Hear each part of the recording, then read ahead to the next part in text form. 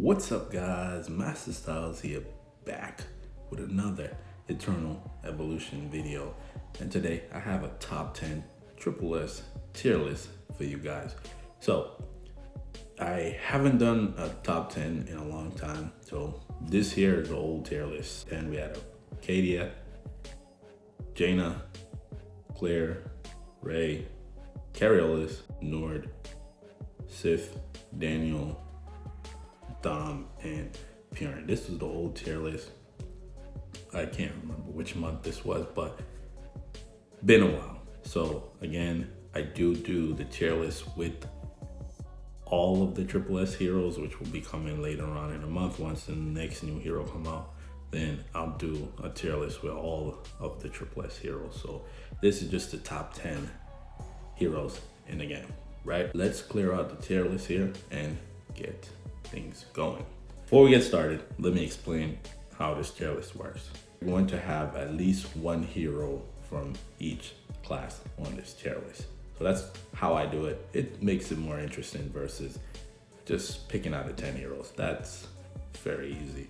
Anybody can do that. But to increase the difficulty, I need to at least have one hero from each class. So let's get the tier list on the road. So first up, coming in at number 10. And of course, if you disagree with anything I say in this video, make sure you comment down below, right?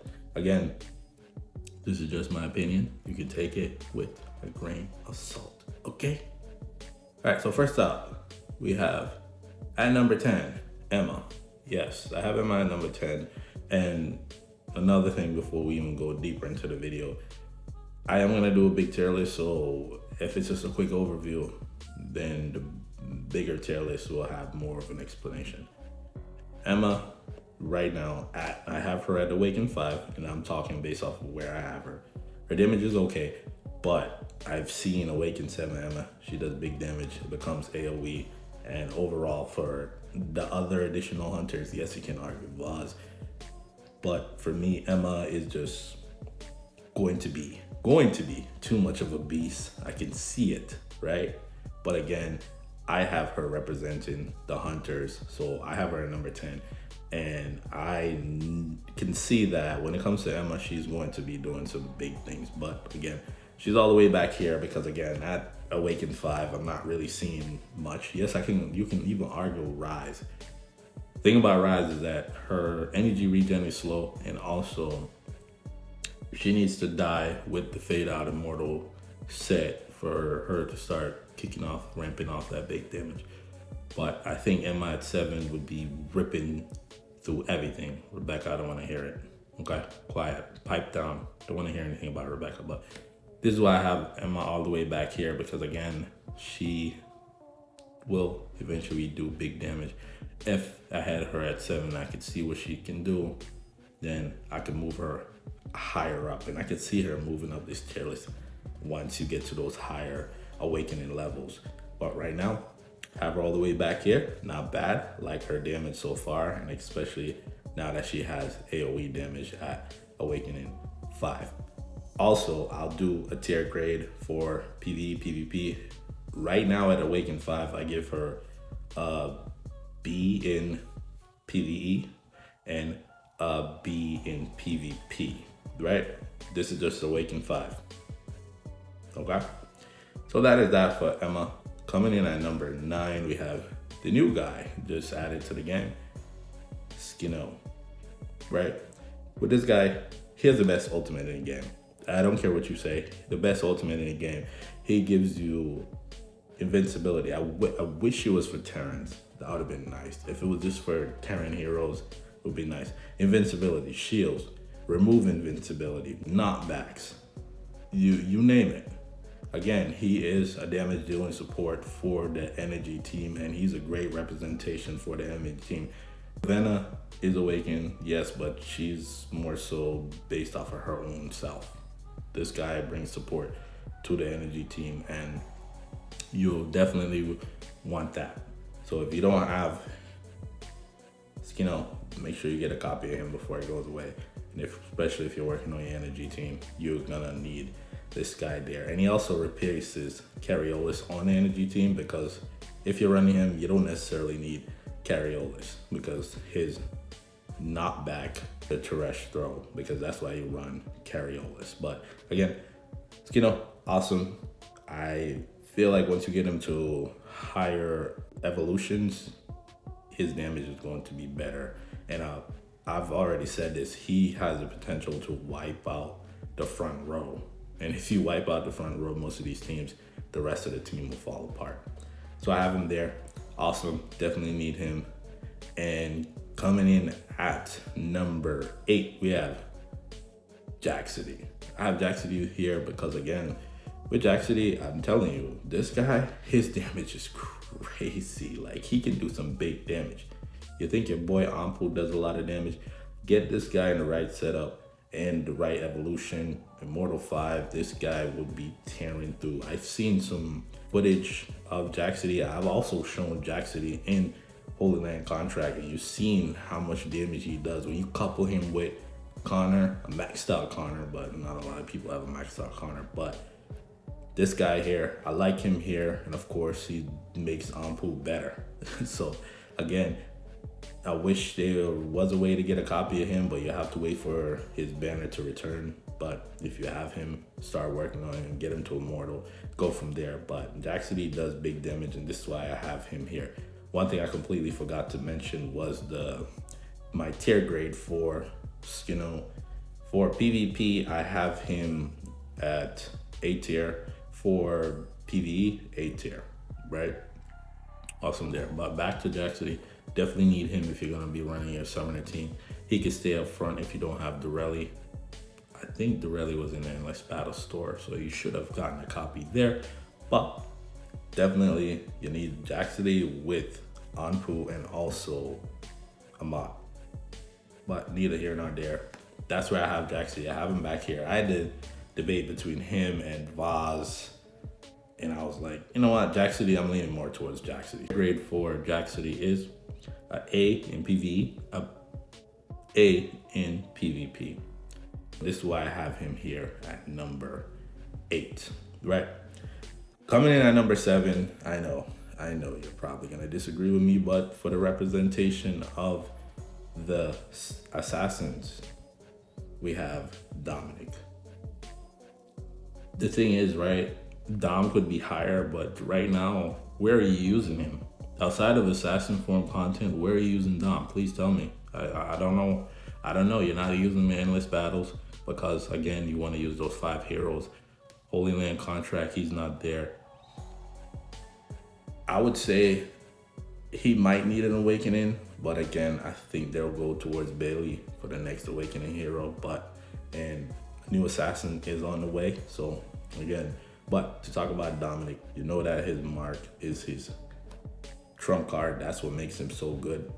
Theon could do some big damage, but again, I would have put Theon on here, but I know you'll go crazy because if I put Theon on here and there's no Dominic, people will go crazy. But I have Dominic here because, again, with his ability to be untargeted, whether there's a Vanguard or an assassin, and he's tend to be the last person standing, but Dominic still does big damage if he's in the right situation. And this is why I have him all the way back here, because there's other heroes that you're using more frequently. But the tier grade I would give to Dominic where he is right now, because again, like, I'm not using him too much outside of assassin form content.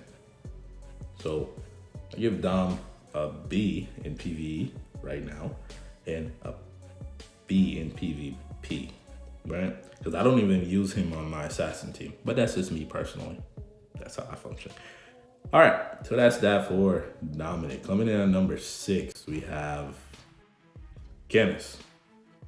I have Kenneth at number 6. You can argue that he could be higher, but again, for what he does in Holy Land Contract and potentially using them in Exotic Expedition, there are many places where you could potentially use him with tanks. I haven't really used him too much with Vanguards, but I know that he works very well with the tanks because he joins in on the knockdowns, which is great. So he's Also, the number one, obviously, support don't do that much damage. Number one damage dealing support in the game.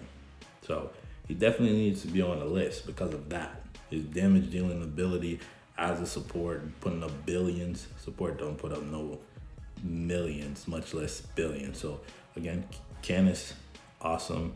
And of course, I like his ultimate because he can also gigantify himself. And then the ricochet will go through a couple other people if you have the right amount of accuracy. But definitely, if you have Canis, you're going to be using him a lot, especially with the tank team. He makes the tank team better. And I like supports like that. And that's what we need for the assassin class, especially a Terran support. But we ain't going to talk about that. Yes, we have Fiona. Don't want to hear it. But again, Canis, like him here at number 6, getting close to the top 5. But again, you're going to be using Canis a lot. You can couple him up with Maz. You can couple him up with Purin. He even goes, no, I was going to say Miranda, but not necessarily. But again, just the fact that he has the ability to make heroes bigger and increase in max HP works perfectly for tanks. So again, this is why I have Canis all the way back here, because of the usability and the fact that he dominates right now in Holy Land contract as a support, S tier air, right? So for PvE, I give him a tier grade of A, and for PvP, I give him a tier grade of A. So he has A for PvE and PvP. So I like him there, like him at number 6. And we're gonna move on to the top 5. Top 5 heroes, awesome here again. Remember, I need a representation from each class. So coming in at number 5, we have Leo. I like Leo in number 5. Big things. The thing with Leo is Immortal 5, Awaken 10. You put him with 2 other Vanguards and he can definitely hold it down. Could be a little bit different depending on who is facing, but if you put him in the right situation where he's going against a class that he can beat, obviously he's not going to do well against tanks. But if you're going against summoners, potentially energy and hunters too, he could definitely do some big damage. But again, I like Leo here at number 5. Again, with this tier list, you're going to be arguing with me in the comments. I already know, and I love it. Bring it, right? So I have him here because Leo's just that dude, and he's a representation for Vanguard. Don't talk to me about Zane, because Zane is awesome too, big damage, but again, he don't have AoE in terms of damage. So Zane can out DPS Leo, but again, he needs those additional Vanguards for him to join in on their ultimates. You're not going to use Zane by himself. You'll use Leo off of the Vanguard team. Zane you won't. So just note that. And this is why Leo's here. So let's give Leo his tier grade. For PvE, I give him A tier. For PvP, S tier. Yes, S tier. What? You put those 4 Vanguards together, and we're not even gonna talk about the SP hero Heindel, and they're just gonna be wrecking stuff. So again, definitely like having Leo here at number 5. Coming in at number 4, we have the support, Purin. Yes, you can't get Purin right now in the game, okay? But if you do have Purin, Purin is still in the top 5 because of her ability to stun. She can stun. She also have energy regen. She also increases your damage. She also reduces the damage you take. My only gripe with Purin is her healing, and this is why I end up not using her in some situations, but generally you're using Purin everywhere, right? All across the board. If you're running 5 teams, Purin is at least on one of those 5 teams. So again, you have to put Purin up here. Yes, because of her healing, she kind of fell off a little bit. I'm not saying Purin isn't good. Purin's great. Awesome character. S tier all across the board, right? But in situations where I need healing, I'm not using Purin. But overall, I still like her. She's still being used a lot. And Of course, she can't do damage herself, but again, for what she brings to the table, if she did damage, it would be too much, right? So again, definitely like Purin here at number 4. And of course, for the tier grade, I have for PvE, S tier. For PvP, S tier. Because again, the value that she brings to the team is she's only going to make whatever team you place her on better. She works with all the classes, all across the board. So that is that for Purin. Coming in at number 3, we have Miss Ronnie. I have Miss Ronnie here. Of course, you know, the 6-man in PvP. So just having Miss Ronnie at Awaken 7, that makes him great. But the reason why I have Masta Styles here is for his healing. And of course, the damage reduction that he brings. But in situations where I don't use Purin, I'm using Maz, right? Whether it be Exotic Expedition, where I put Maz in there because I need that additional healing, or whether it be Twilight Lands, all of the situations where you need healing, I'm using Maz. This is me personally. You can disagree if you want, but again, when it comes to Maz, I feel like I've been using him a lot more in a lot of situations. Haven't really tried him out in Holy Land Contract. Let me know if you've used Maz, because I run Kenneth in Holy Land Contract and how he's doing there. But having him here at number 3, I like him in that spot. Just his healing and the fact that he's a 6-man bumps him above Purin. Obviously, they're very close to being, they're neck and neck when it comes to who's number 3 and number 4. But the ability to have 6 heroes in PvP is huge. So tier grade for Maz and PvE is S tier, and the tier grade for Maz and PvP is S tier because of that ability to become the 6th man on the team. Before we get into the top 2 heroes, and again, if you're new to my channel and you want tips, tricks, and updates about Eternal Evolution, make sure you hit that subscribe button. I appreciate it.